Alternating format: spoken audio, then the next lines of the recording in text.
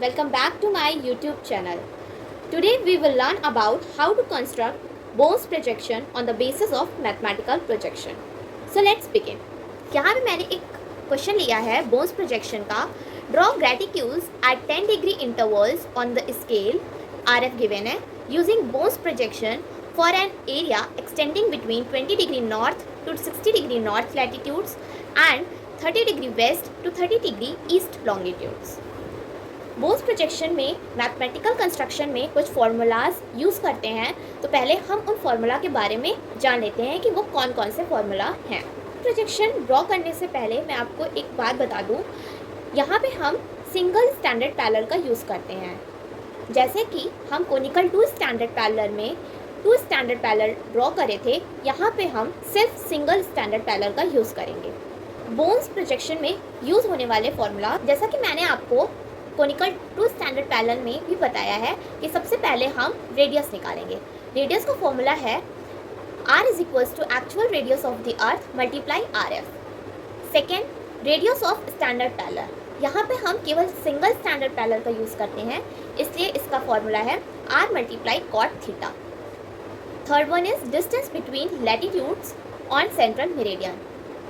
It means कि two latitudes के बीच में कितना डिस्टेंस होगा वो हम इस फॉर्मूले के थ्रू फाइंड आउट करेंगे.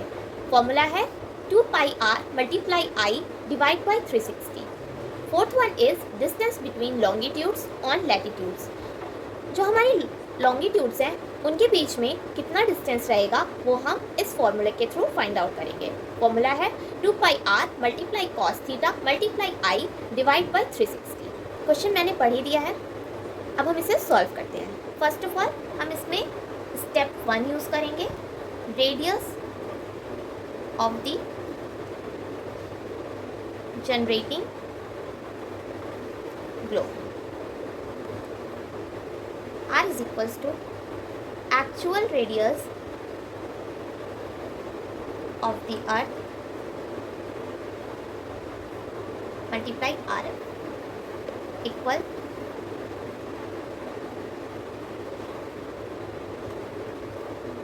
डिवाइड बाई हमारा आर एफ है. अब हम इसे सॉल्व करें. 0 से 0 डिवाइड हो गए. 640 and 88 centimetre. Step 2, radius of standard parallel. जो हमारे लेटीट्यूड का एक्सटेंट है वो है 20 degree north to 60 degree north.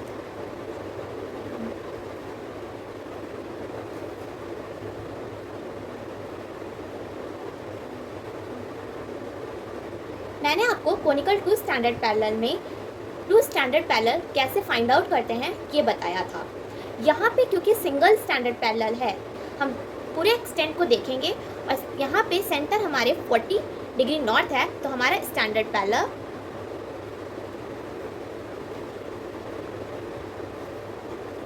40 degree होगा. स्टैंडर्ड पैरेलल का रेडियस फाइंड आउट करने के लिए फॉर्मूला है r multiply cot theta. It means कि cot theta equal to cot 40. Okay, cot की वैल्यू हम साइंटिफिक कैलकुलेटर में 1 डिवाइड बाई टैन थीटा करके यूज़ करेंगे, क्योंकि साइंटिफिक कैलकुलेटर में कॉट थीटा की वैल्यू नहीं रहती है. 1 divide by tan 40 equal 1.19.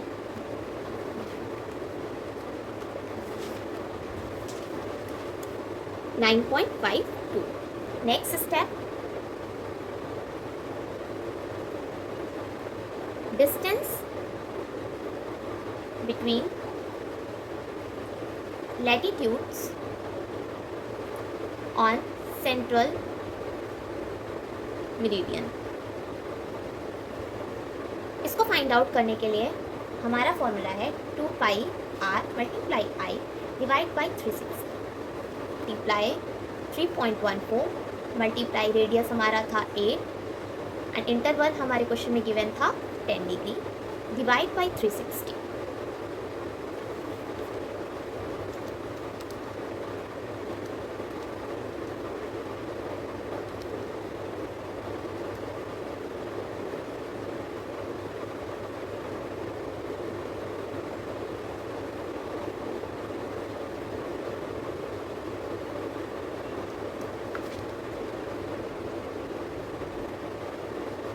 Step 4. Distance between longitudes on latitudes। इसका फॉर्मूला है फाइंड आउट करने के लिए 2πr multiply cos theta multiply I divide by 360। जैसा कि मैंने आपको कोनिकल टू स्टैंडर्ड पैरेलल में बताया था, वहाँ पे 2 स्टैंडर्ड पैरेलल गिवन था। इस वजह से हमने जो लैटिट्यूड्स पे लॉन्गिट्यूड्स के लिए जो वैल्यू फाइंड आउट की थी वो केवल 2 ही की थी, बट यहाँ पे हम हर लैटिट्यूड्स के लिए वैल्यू फाइंड आउट करेंगे। अब आपके माइंड में एक क्वेश्चन आया होगा कि जब वहाँ पे कोनिकल टू स्टैंडर्ड पैरेलल में 2 स्टैंडर्ड पैरेलल थे और यहाँ बोन्स प्रोजेक्शन में 1 स्टैंडर्ड पैरेलल है, तो हम केवल बोन्स स्टैंडर्ड पैरेलल में सारे लैटिट्यूड्स के लिए लॉन्गिट्यूड के वैल्यूज़ क्यों फाइंड आउट करेंगे, केवल 1 स्टैंडर्ड पैरेलल के लिए वैल्यू क्यों फाइंड आउट नहीं करेंगे? इसका आंसर सिंपल सा है। बोन्स प्रोजेक्शन में सिर्फ एक स्टैंडर्ड पैरेलल होता है जहाँ स्केल बिल्कुल करेक्ट होता है, लेकिन लॉन्गिट्यूड लाइंस ड्रॉ करने के लिए हमें हर लैटिट्यूड पर पॉइंट्स मार्क करने पड़ते हैं, क्योंकि बोन्स प्रोजेक्शन में मेरिडियंस स्ट्रेट पैरेलल नहीं होते बल्कि कर्व लाइंस होते हैं। हर लैटिट्यूड पर लॉन्गिट्यूड का पोजीशन थोड़ा चेंज होता है। अगर सिर्फ एक लैटिट्यूड पर मार्क करें तो लॉन्गिट्यूड की सही कर्व नहीं बनेगी। मैं एक आपको रफली आइडिया देती हूँ कि बोन्स प्रोजेक्शन हमारा कैसे बनता है। अगर ये हमारा सेंट्रल मेरिडियन है, ये हमारे लैटिट्यूड्स ड्रॉ हुए हैं एंड हमें हर लैटिट्यूड्स पे लॉन्गिट्यूड्स के लिए मार्क करना होगा, तो हमारी जो मेरिडियंस बन के आएंगी वो कर्व में आएंगी, ना कि स्ट्रेट लाइंस में। इसलिए पहले डिफरेंट लैटिट्यूड्स ड्रॉ की जाती है, फिर हर लैटिट्यूड पर रिक्वायर्ड लॉन्गिट्यूड डिस्टेंस मार्क किया जाता है। इन पॉइंट्स को फ्रेंच कर्व से जॉइन करके मेरिडियन बनाया जाता है। क्योंकि यहाँ पे मेरे पास फ्रेंच कर्व अवेलेबल नहीं है, इसलिए मैं ग्रिफिथ का यूज़ करूँगी। आप फ्री हैंड का भी यूज़ कर सकते हैं, बट मैं प्रेफर करूँगी कि आप फ्रेंच कर्व का यूज़ करिए। अब हम इस फॉर्मूले के थ्रू इसे सॉल्व करेंगे।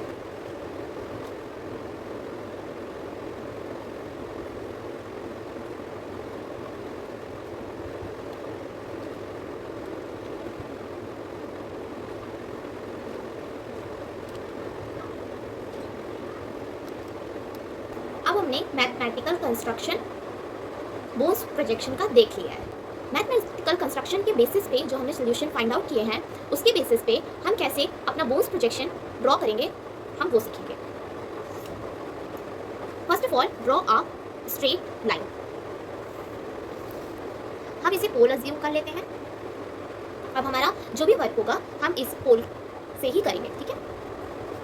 पहले हम जो रेडियस निकाले थे, रेडियस ऑफ स्टैंडर्ड पैरेलल, उसको ड्रॉ करेंगे। रेडियस ऑफ स्टैंडर्ड पैरेलल हमारा आया था 9.52।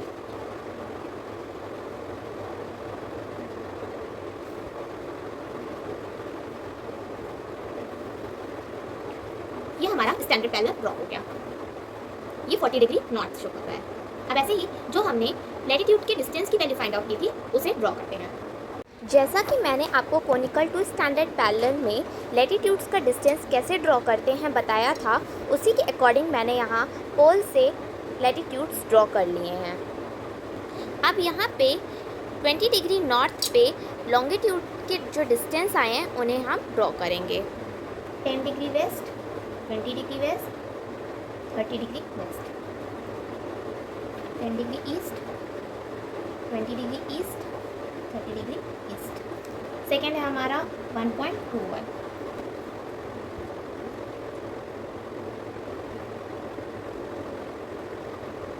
थर्ड है हमारा 1.07, हम 1 लेंगे केवल।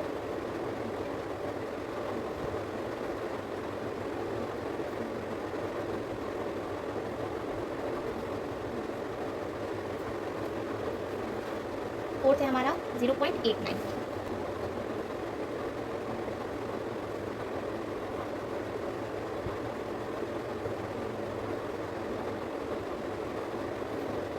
लास्ट है 0.698, तो हम यहाँ पे 0.7 लेंगे।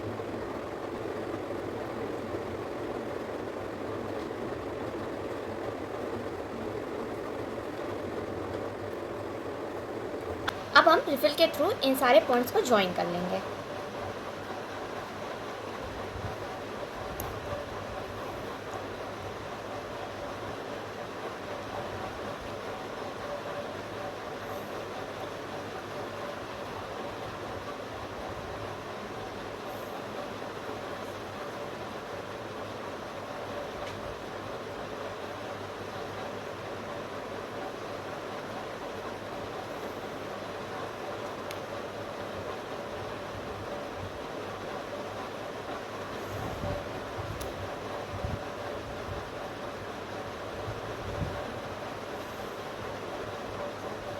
हमारा bones projection with mathematical construction बन के रेडी है। अगर आपको मेरी वीडियो अच्छी लगी हो तो please do like, share and subscribe my channel. Thank you for watching.